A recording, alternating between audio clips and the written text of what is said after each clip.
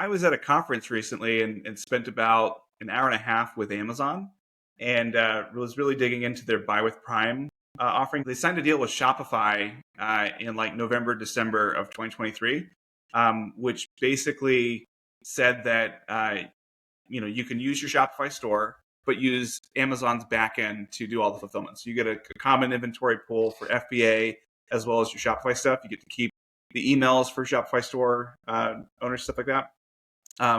It's interesting for a couple of reasons. As one, a year ago, Shopify had the stated goal of like fighting Amazon and trying to beat them.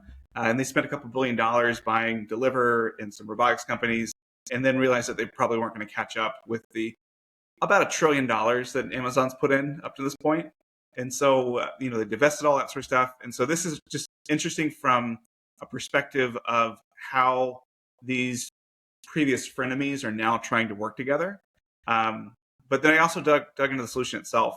I think this is going to be a bit of a game changer, especially if you've got a lot of Amazon work that's going on. I've got one brand that we work with that most of their sales are on Amazon, and they've got a duplicate 3PL.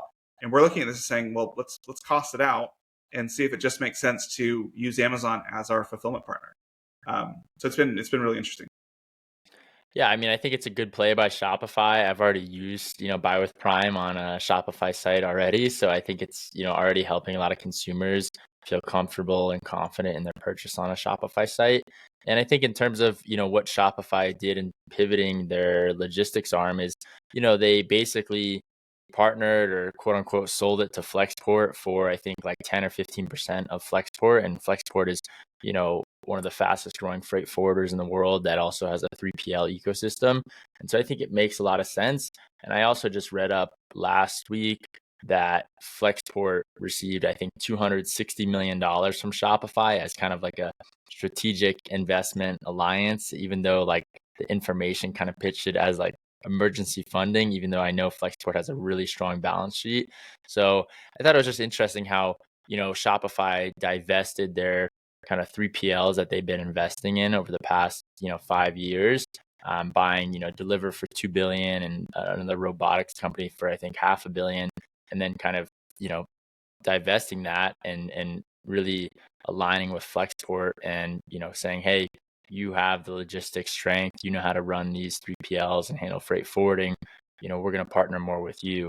And so I think it really is interesting to see Flexport refocus on, just becoming, the best e-commerce platform. And if you look at some of these major enterprise brands that they've really tried to target now, there's so many large retailers that don't use Shopify that I think in the next 5 years, we're going to start to see transition onto Shopify. Yeah, for sure. I think we should just call Flexport what it is now. It's now a subsidiary of Shopify. Same sort of thing as like Klaviyo and Loop Returns. I mean, what Shopify has done is they've basically said, hey, we're going to own this ecosystem. We're going to use the App Store to enrich our own, merchant experience. But then when you have a good idea, we're just going to build it into the core product.